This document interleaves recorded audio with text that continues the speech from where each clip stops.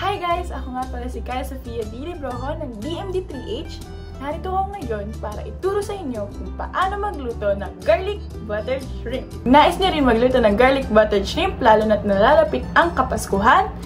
Tara, samahan niyo ako sa aking kusina para ituro sa inyo kung paano magluto nito. 1/4 na kilo ng hipon, Sprite, bawang, mantikilya, magic sarap at paminta. Una, hugasan mabuti ang hipon at patiktikin ito. Pagkatapos, gupitin ang antena ng hipon, hugasan at patiktikin muli ito. Sumunod, balatan ng bawang at gayatin ito ng pino. Ilagay ang Sprite, ilagay ang hipon,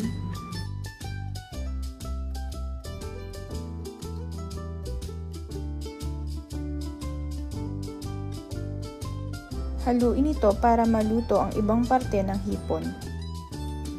Pakuluan ang hipon sa Sprite ng 5 hanggang 7 minuto. Kapag kumukulo na, patayin muna ang kalan, hanguin ang hipon, paghiwalayin ang sabaw at ang hipon. Painitin ang kawali at paglagay ng kaunting mantika. Haluin ito para kumalat.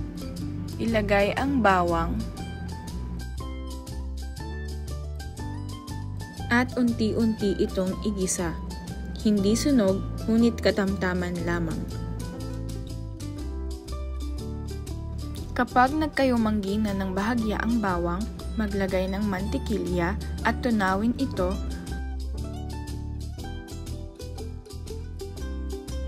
Pagkatapos ay lagyan ng paminta para mas maging malasa.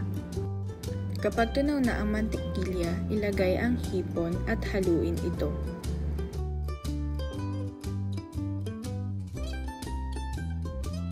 Kapag mamula-mula na ang hipon, ilagay muli ang sabaw nito, ngunit huwag ibuhos lahat.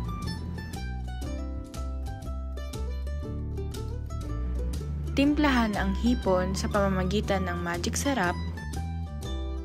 Muli itong haluin. Haluin lang ng haluin hanggang sa kumalat ang pampalasa. Pagkatapos haluin, takloban ito. Buksan ang taklob, haluin ito para kulong-kulo ang hipon. Ngayong kulong-kulo na ang hipon, hanguin na natin ito.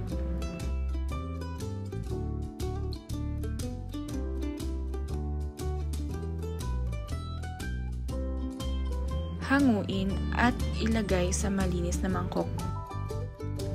Kain na! Salamat sa panonood!